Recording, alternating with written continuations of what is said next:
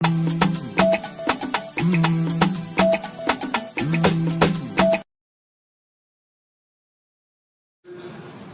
must also commend the United Nations' role in helping to settle thousands of innocent civilians caught in the conflicts in Syria, Iraq, and Afghanistan. In particular, we must collectively thank the government of the Federal Republic of Germany under the commendable leadership of Chancellor Angela Merkel and the governments of Italy, Greece, and Turkey for assisting hundreds of thousands of refugees. In an exemplary show of solidarity, the international community came together within my own region to assist the countries and communities in the Sahel and the Lake Chad regions to contain the threat posed by Al-Qaeda and Boko Haram. We thank the Security Council for visiting the countries of Lake Chad Basin to assess the security situation and humanitarian needs, and for pledging assistance to rebuild lives and livelihoods. Indeed, in Nigeria, we are providing relief and humanitarian assistance to millions in internally displaced camps and those afflicted by terrorism, drought, floods, and other natural disasters.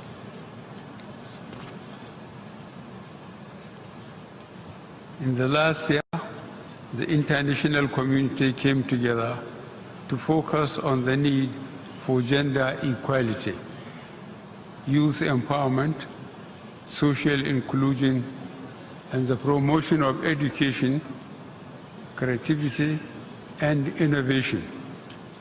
The frontiers of good governance, democracy, including holding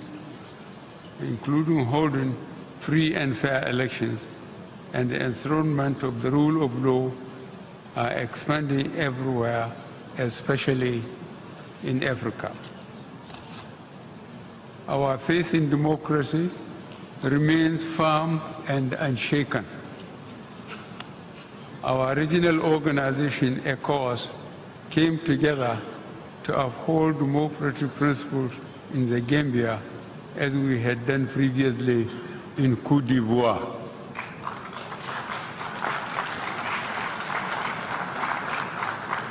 Through our individual national efforts, state institutions are being strengthened to promote accountability and to combat corruption and asset recovery. These can only be achieved through the international community cooperating and providing critical assistance and material support. We shall also cooperate in addressing the growing transnational crimes such as forced labor, modern-day slavery, human trafficking, and cyber crime. Mr. President, these cooperative efforts should be sustained.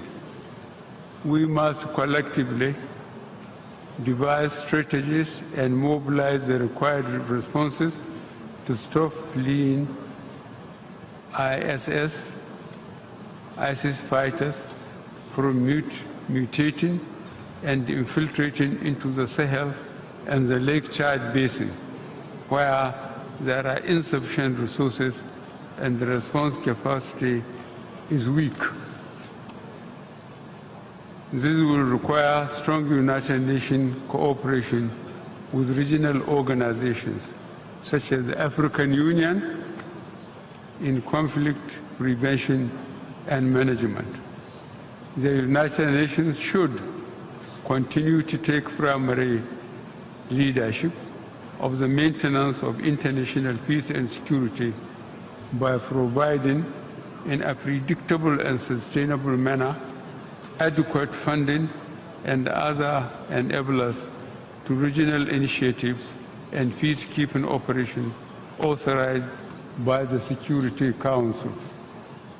Mr. President, new conflicts should not make us lose focus on ongoing unresolved old conflicts. For example, several United Nations Security Council resolutions from 1967 on the Middle East crisis remain unimplemented. Meanwhile, the suffering of the Palestinian people and the blockade of Gaza continue.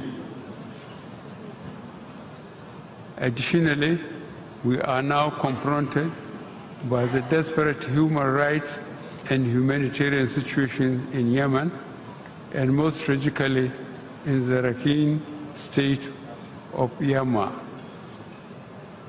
The Yemen crisis is very reminiscent of what happened in Bosnia in 1995 and in Rwanda in 1994.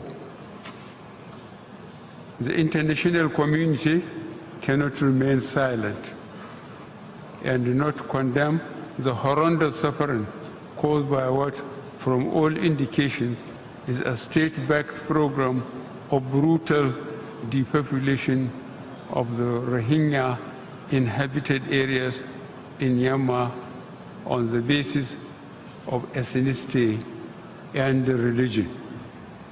We fully endorse the call by the Secretary General on the government of the Myanmar to order or halt to the ongoing ethnic cleansing and ensure the safe return of the displaced Rohingya to their homes in safety and dignity. In all these crises, the primary victims are the people, the most vulnerable being women and children. That is why the theme of this session, focusing on people striving for peace and decent life for all on a sustainable planet, is most opposite. While the international community grapples to resolve these conflicts, we must be mindful and focused on the widening inequalities within societies and the gap between the rich and the poor nations. These inequalities and gaps are part of the underlying roots of competition for resources, frustration and anger leading to spiraling instability.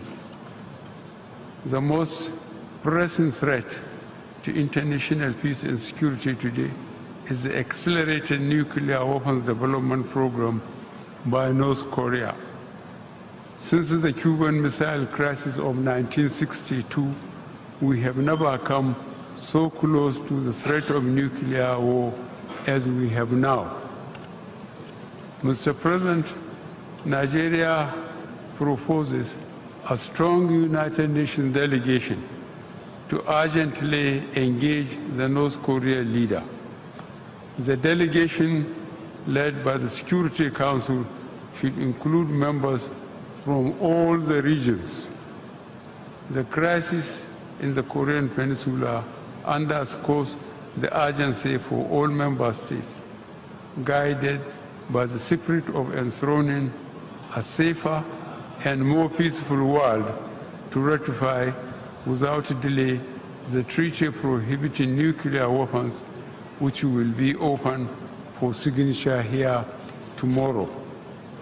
Mr. President, I end my remarks by reiterating Nigeria's abiding commitment to the foundational principles and goals of the United Nations. Since our admission as a member state in 1960, we have always participated in all efforts to bring about global peace, security, and development. Nigeria will continue to support the United Nations in all its efforts, including the attainment of the 2030 Agenda for Sustainable Development. I thank you.